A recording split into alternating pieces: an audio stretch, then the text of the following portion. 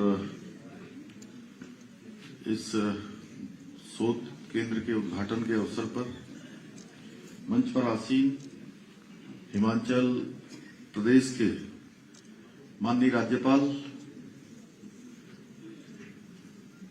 आदरणीय शिव प्रसाद शुक्ल जी, और मैं बड़ा सौभाग्यशाली हूं कि आज मैं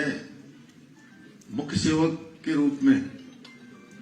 जब से मैं काम कर रहा हूं, पहले किसी सार्वजनिक कार्यक्रम में आपके साथ हूं, और सच में आपसे मेरा जो संबंध है लगभग 30 वर्षों से भी ज्यादा है।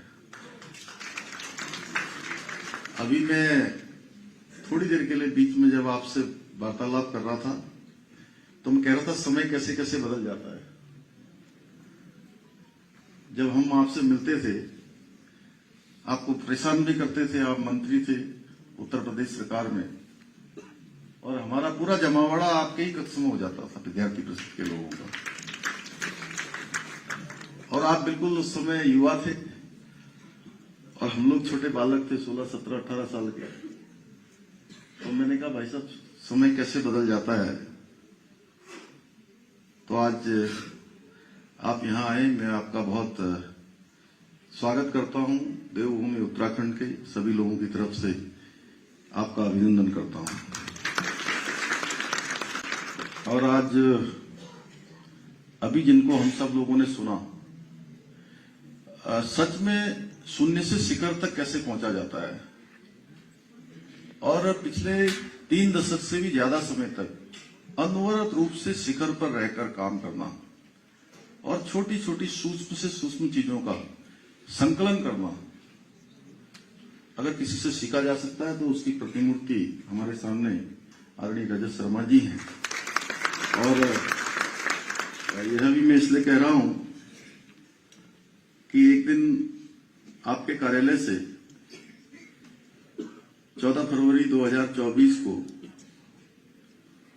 मेरे पास अचानक फोन आता है कि आपको जो है 16 तारीख को आपकी अदालत के कार्यक्रम में आना है। तो मैं बहुत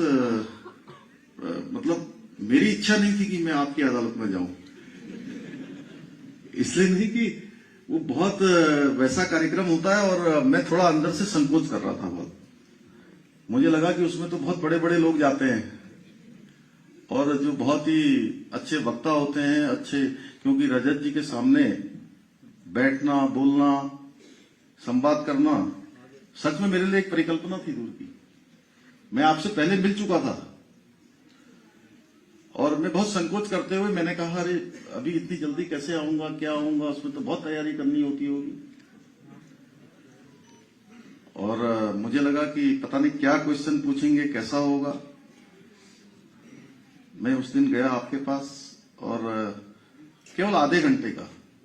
आपने वो अदालत शुरू होने से पहले, शो शुरू होने से पहले मुझसे बात की, और उस आधे घंटे में तमाम चीजें जो मेरे जीवन से जुड़ी हुई थी आपने बातों बातों में मुझसे पूछ ली, और एक कागज भी आपके पास था, उसमें साथ साथ नोट करते जा रहे थे। तो बहुत लोग सोचते होंगे कि पता नहीं पहले से कुछ क्वेश्चन बैंक तो नहीं बनता है जिसको आप बताते होंगे,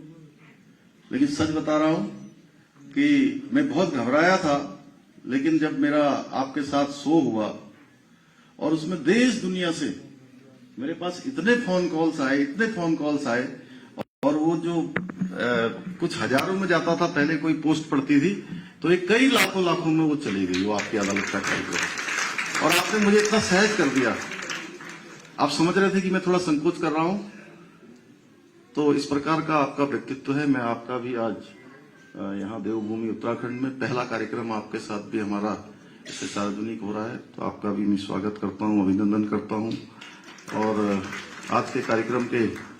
संयोजक और जिन्होंने इस लेखकों की कल्पना की है, उत्तराखंड सरकार के पूर्व मुख्यमंत्री, भारत सरकार के पूर्व मंत्री, और एक कवि भी हैं, वो साहित्यकार भी हैं, और अपनी दृढ़ इच्छा शक्ति के संकल्प के धनी आदरणीय डॉक्टर रमेश पोखरियाल निशंक जी, मेजर जनरल जिन्होंने आज ध्वज फ्लैग फाउंडेशन ऑफ इंडिया की तरफ से यहाँ पर लगाया है,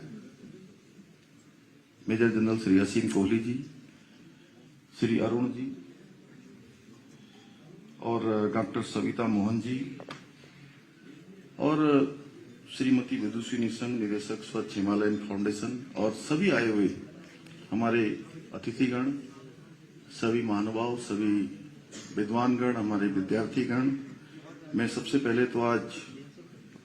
भारतीय राजनीति के सलाहकार पुरुष, ओजस्वी वक्ता, जिनके बारे में बहुत विस्तार से आज यहाँ पर आदरणीय रजत जी ने बताया, हम सबके सामने उनके जीवन के कई अनछुए पहलू जिनको हम नहीं जानते थे, उन्होंने हम सबको बताया। और उनकी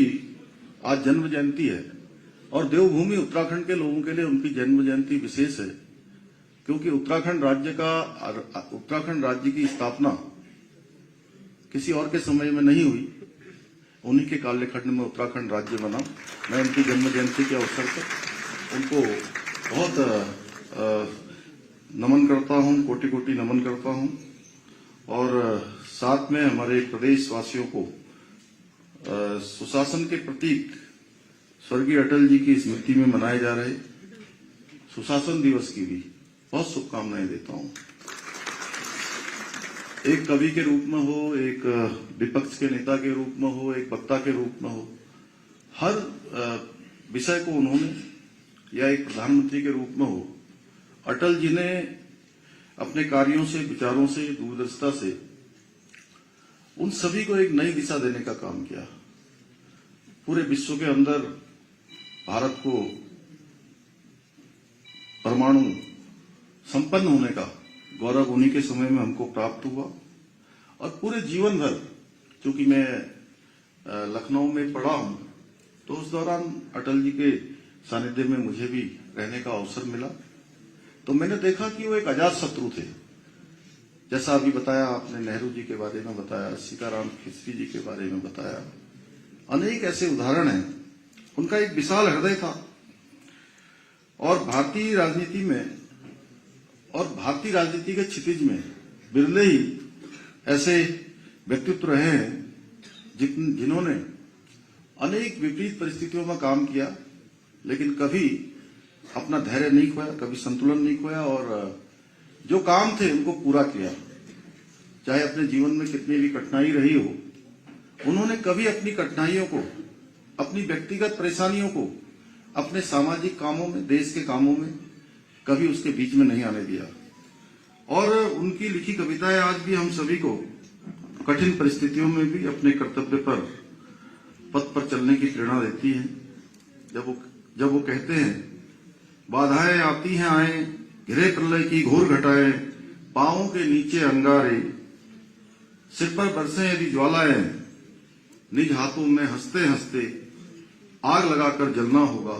कदम मिलाकर चलना होगा, कदम मिलाकर चलना होगा। तो निश्चित रूप से हम सबके हृदय में जो सुमड़ने लगता है, हम सबको प्रेरणा मिलती है। भाइयों बहनों, अटल जी का हमारे राज्य से बहुत गहरा लगाव रहा है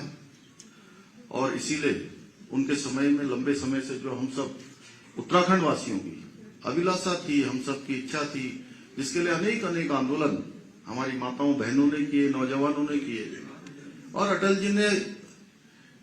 इस उत्तराखंड वासियों की भावनाओं को समझते हुए, उसका आदर करते हुए हमको, हमारा जो सपना था उत्तराखंड राज्य, उस सपने को साकार किया। हम सभी के लिए आज ये गर्व का विषय है कि स्वर्गीय अटल जी की जयंती के ऐतिहासिक अवसर पर इस लेखक गांव में आज 72 फीट ऊंचे राष्ट्रीय ध्वज की स्थापना और नालंदा पुस्तकालय अनुसंधान केंद्र का हम सब उद्घाटन कर रहे हैं। ये विशाल राष्ट्रीय ध्वज अटल जी की जो राष्ट्र प्रथम की भावना है, उसको जन जन में जागृत करने का एक सशक्त माध्यम बनेगा, हम सबको प्रेरणा देगा कि राष्ट्र के प्रति हमारा जो दायित्व है हम उस सबको पूरा करें। और यहाँ निर्मित नालंदा पुस्तकालय एवं अनुसंधान केंद्र न केवल विचारों और एक सृजनशीलता का केंद्र बनेगा, बल्कि देश भर के लेखकों के लिए भी एक प्रेरणा का केंद्र बनेगा, जिसको आदरणीय निशंक जी ने अटल जी के विचारों से प्रेरित होकर इसको आगे बढ़ाया है। भाइयों, हम सभी जानते हैं स्वर्गीय अटल जी का योगदान केवल राजनीति तक सीमित नहीं था, वे एक लेखक और विचारक भी थे। और आज जब हम इस लेखक गांव को देखते हैं तो हमें देश प्रेम, साहित्य सृजन और शिक्षा के प्रति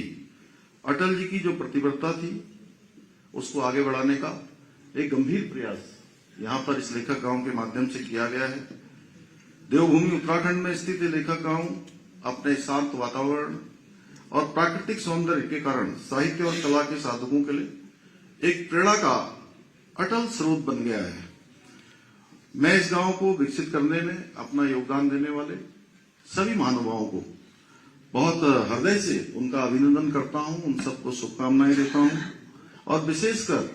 हमारे प्रदेश के पूर्व मुख्यमंत्री और प्रतिष्ठित सहायक बड़े भाई आदरणीय निशंक जी का धन्यवाद करना चाहूंगा, जिन्होंने इस गांव की स्थापना की है। आज ये गांव अतीत की गूंज, वर्तमान की ऊर्जा और भविष्य की संभावनाओं को